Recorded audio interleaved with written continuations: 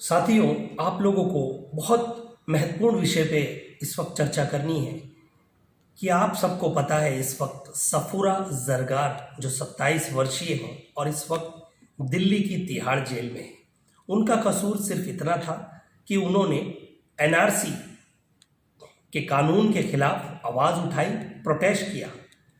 ये कानून के खिलाफ सफूरा जरगार ने नहीं, पूरे देश ने आवाज़ उठाई थी। यहाँ तक यूएन तक को इसमें हस्तक्षेप करना पड़ा था। आप लोगों को बता दूं, इसमें बहुत आंदोलन हुए, मोर्चे निकले, लेकिन सिर्फ सफूरा जरगार या फिर कुछ ऐसे युवाओं को यूएपीए, ये देख लीजिए, यूएपीए अनलॉफुल प्रिवेंशन एक्ट के तहत उन्हें अरेस्ट किया गया है। सफूरा जरगार का सिर्फ इतना गुना था कि उन्होंने ये कानून के खिलाफ आवाज उठाई। वो जामिया यूनिवर्सिटी के एक स्टूडेंट हैं और उनकी शादी अभी कुछ दो चार महीने पहले ही हुई है और उसके तहत आज 27 हफ्ते बीत गए, वो प्रेग्नेंट हैं और वो दिल्ली की तिहाड़ जेल में है। आपको ये बता दूं कि मैं खुद एक पेशे से वकील हूं, एक सोशलिस्ट हूं, लेकिन मैंने जब ऑर्डर कॉपी पढ़ी तो मैं भी थोड़ा अचंभा हो गया। क्यों? ये ऑर्डर कॉपी में ऐसे ऐसे प्रेयर्स देने के बाद ऐसे ऐसे जजमेंट दिए गए हैं कि शायद मुझे भी लगा कि इस वक्त कुछ सही नहीं चल रहा है। सबसे पहले ये बता दूं, उनके ऊपर अंडर सेक्शन 43D(5) के तहत यूएपीए एक्ट का मामला दर्ज किया गया और आईपीसी की कई ऐसी संगीन धाराएं हैं जो उनके ऊपर लगाई गई हैं और उसमें यह भी मेंशन किया गया है कि सफूरा जरगार ने रास्ते जाम किए और रोड ब्लॉक किए, रैलियां निकाली और जो एक टेरर एक्ट के तहत उन्हें कहते हैं ना कि संगीत आरोपी, कि मतलब इनके ऊपर शक है हमें, ऐसे मामलों के तहत उनके ऊपर चार्जेस लगाए गए हैं। अब मैं ये कहना चाहता हूँ, सफूरा जरगार देखिए, ये लड़की है जो 27 वर्षीय हैं। इन्हें पहले एक दिन के लिए अरेस्ट किया गया, उसके बाद बेल हो गई और उसके बाद दूसरे दिन फिर अरेस्ट किया गया और अब तक उनकी बेल नहीं हुई है, वो रिजेक्ट कर दी गई है। यह आईपीसी की कई धाराएं हैं, देख लीजिए, जिन्हें इस मामलों के तहत उन्हें अरेस्ट किया गया। मेरा सरकार से यही मानना है और सरकार से यही पूछना है, क्या सफूरा जरगार ही अकेले इस आंदोलन की आरोपी हैं? नहीं, सफूरा जरगार ने डेमोक्रेसी में रहते हुए यह आवाज को उठाई जो लोकतंत्र में हम सभी को अधिकार है। अगर हमें कोई चीज पसंद नहीं आती है तो हम संविधान में अधिकार है। जिस तरह आपने देखा कि अब यूनाइटेड स्टेट ऑफ अमेरिका में जब वहां के राष्ट्रपति ट्रंप के ऊपर एफआईआर हो जाती है, ट्रंप के ऊपर, सोच सकते हैं, हम तो यहाँ अल्फाज निकालते हैं तो हमारे पे एफआईआर हो जाती है, वहां पे वहां के राष्ट्रपति पे एफआईआर हो जाती है और पुलिस करती है। जब उनके हाथ इतने खुले हैं तो क्या हम अपनी बातें अपने देश में रख नहीं सकते, अपने भारत देश में? ये भारत देश की बेटी है, ये हमारी बहन, आपकी बहन है या आपकी बेटी है। सफूरा जरगार के लिए मैं पूरे समर्थन के साथ खड़ा हूं, अपनी आवाज और अपनी कलम के साथ। क्या आप खड़े हैं? अब आपको कुछ चीजें बताना चाहता हूं। गोपाल नामक, आपको पता होगा, जिसने जामिया मिलिया की जो रैली निकली थी यूनिवर्सिटी की, उसमें एक फायर किया था जिसमें एक लड़के के हाथ पे गोली लग गई थी। उसके बाद उसका ट्रीटमेंट हुआ। गोपाल के ऊपर कोई संगीन आरोप नहीं लगा और गोपाल को एक नाबालिग करार देकर उसकी बेल हो जाती है।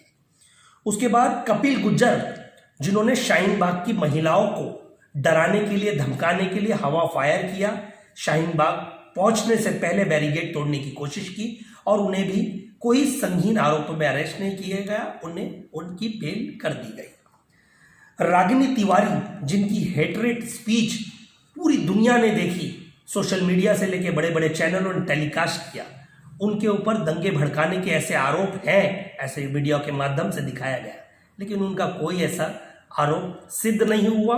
इन्वेस्टिगेशन के लिए सिर्फ बुलाया गया, पूछताछ करके छोड़ दिया गया, कोई एफआईआर नहीं बनाई गई। कपिल मिश्रा, आपने भली भांति नाम तो सुना ही होगा, जो दिल्ली दंगों से पहले उनका एक वीडियो वायरल होता है कि ट्रंप जाने के बाद हम आपको दिखा देंगे, हम बतला देंगे कि हम क्या है, फिर हम सब को सिखा देंगे कि एनआरसी क्या है और इन बुरखों वालियों को, उनको तरह तरह के स्टेटमेंट आए। उसके बाद भी वहां पे हजारों जाने गई, घर जलाए गए, मस्जिदें तोड़ी गई, लेकिन उनके ऊपर चार्जशीट में उनका कोई जिक्र तक नहीं किया गया। यह हमारे देश का कानून है। कोमल शर्मा, जो जवाहरलाल यूनिवर्सिटी में डंडे लेके अपने साथियों के साथ घुसती हैं, जो एबीवीपी की कार्यकर्ता है, डंडों से मारा जाता है। वहाँ की अध्यक्ष जो है यूनिवर्सिटी की, उस बच्ची के ऊपर डंडों से मारा जाता है, कोई केस नहीं दर्ज होता है। दिल्ली पुलिस उल्टा वहाँ की जो अध्यक्ष है उस सोसाइटी, उस कॉलेज की, उनके ऊपर ही एफआईआर दर्ज कर देती है। तो फिर सफूरा जरगार ही टारगेट क्यों सफूरा जरगार या ऐसे युवा जो आवाज उठा रहे हैं, संविधान में रहकर लोकतंत्र में अपनी आवाज उठा रहे हैं, तो इनके खिलाफ एफआईआर क्यों? मैं आज सरकार से, सभी देशवासियों से ये पूछना चाहता हूं, हिंदू मुस्लिम का विषय परे रखिए, ये देखिए सफूरा जरगार एक भारतीय लड़की, और हिंदुस्तान में सभी को, हमको, सबको अधिकार है अपनी बात रखने का, आवाज उठाने का। लेकिन सफूरा जरगार को जमानत मिलनी चाहिए, एक ह्यूमैनिटी के ग्राउंड के तहत उन पे एफआईआर मिलनी चाहिए। कहीं ना कहीं जिस तरह जुवेनाइल जो अंडर एज बच्चे होते हैं आरोप करते हैं उन्हें सजाएं कम मिलती है, ये एक महिला है, एक बच्ची है 27 साल की, उसके खिलाफ ऐसे कठोर कदम क्यों उठाए जा रहे हैं? प्रेग्नेंट है, जबकि उनके वकील ने ये दलीलें पेश की कि वो बहुत सारी बीमारियों से पीड़ित हैं और बहुत परेशान हैं, उनकी बॉडी में जहर भी फैल सकता है, वो प्रेग्नेंट है, 27 हफ्ते हो चुके हैं, उनकी जमानत अर्जी क्यों खारिज कर दी जा रही है? क्यों उनकी जमानत पे सुनवाई नहीं की जा रही, ना ही बेल ऑर्डर पास किए जा रहे हैं? मेरी सुप्रीम कोर्ट के चीफ जस्टिस ऑफ इंडिया, साथ ही साथ प्रधानमंत्री नरेंद्र मोदी जी, साथ ही साथ दिल्ली के मुख्यमंत्री अरविंद केजरीवाल जी, आप सभी से मेरी ये गुजारिश है कि सफूरा जरगार को जल्द से जल्द जमानत मिलनी चाहिए, महिला होने के नाते, और उनका कोई आरोप सिद्ध नहीं हुआ है। केस होता है, ट्रायल चलता है, एविडेंस होते हैं, बाद में उसका ऑर्डर पास होता है। अभी तक कोई ट्रायल नहीं चला है, सिर्फ एक आप लोगों ने यूएपीए एक्ट के तहत उन पर मुकदमा दर्ज किया है। शायद अगर आपके दिल में थोड़ी सी हिंदुस्तानी भारतीय होने के नाते अगर दर्द होगा तो सफूरा जरगार के लिए जरूर आवाज उठाएंगे। मैं सफूरा जरगार के लिए खड़ा हूं, अपने लीगल सपोर्ट को लेकर पूरी सोशलिस्ट टीम के साथ। सफूरा जरगार मेरी बहन और मेरी दोस्त, और मैं इसी तरह से हर माँ बहन के लिए खड़ा हूं, चाहे वो कोई धर्म से ताल्लुक रखती है। जय हिंद, जय भारत।